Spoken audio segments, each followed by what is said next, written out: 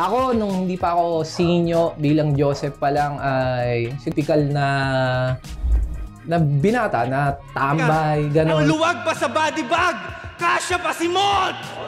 Sinyo sinabi kung ano ang buhay na meron siya ngayon kung hindi siya pumasok sa flip top at kung paano siya nagsimula sa flip top at Tipsy D versus Moth matutuloy na nga ba? Pero bago natin simulan ay huwag natin kalimutan mag-like at subscribe para sa marami pang parating na hip-hop videos. Sinabi ni Sinyo sa interview ng podcast ni Phoebus kung ano ang buhay na meron siya ngayon kung hindi siya sumali sa flip top, ating panoorin ang kanyang naging pahayag. Ako, nung hindi pa ako sinyo bilang Joseph pa lang ay siguro masasabi ko typical na binata, na tambay, gano'n. Tapos tatanong pa ng goal sa buhay na ano bang gagawin ko? May mapapala kaya ako dito sa ginagawa ko? Lalo na yung magulang ko, syempre gusto ng magulang, makapag-graduate ka. Parang nalilito pa ako na kasi graduate na ako ng 4th year nun hindi naman ako nakapag-college Pasalubong na yung freedom ko na magawa yung gusto ko, kaso pasalubong na rin yung reality na hindi ganyan yung tunay na buhay. May bills na, may responsibilidad na. So, nalilito ako nun kung ano bang gagawin ko. Ano bang goal ko sa buhay? Dapat ko bang itabi? May dapat ba akong unahin? So, tingin ko si Joseph ay isang normal na binatang nagtatanong ng paano ako kinabukasan. Paano ako bukas? Parang gano'n. Hindi pa ako senior nun.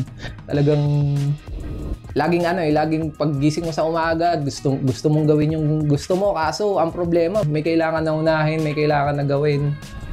Ayun.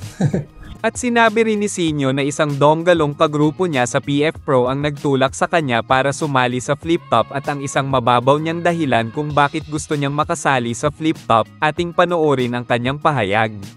Dati kasi, napapanood ko na yung flip top. May idea na ako kung paano yung sistema doon, yung takbo.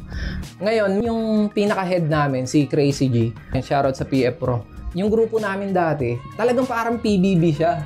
Na lahat ng rapper doon nag-stay, hindi umuwi. Parang doon kami naghahasaan ng skill. Naghahanap nun si Arik ng pwedeng maging representante ng Central Luzon na Pampanga.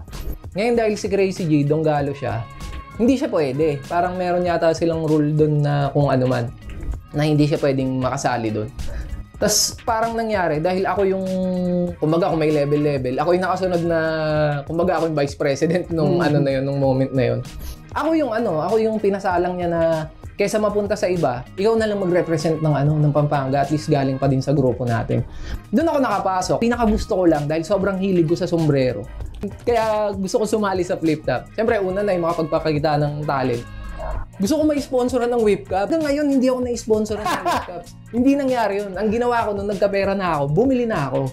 Pero nung una, ang tingin ko talaga nung sa flip top, pag nakapasok ako dyan, magkakasponsor ako na sombrero, pipiliin ko to. Imagine ko na yung mga design na kukunin ko pag lumapit sila sa akin.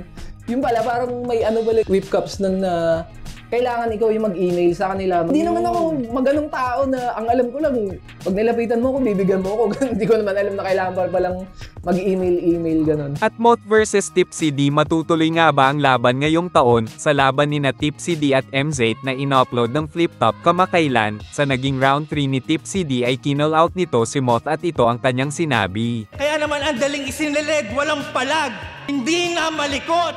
Teka, ang luwag pa sa body bag! Kasya pa si Mot!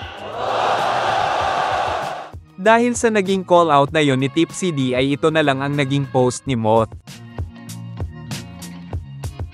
Isa ito sa kaabang-abang na laban na mainit ngayong taon. Kung ikaw ang tatanungin, kanino ka?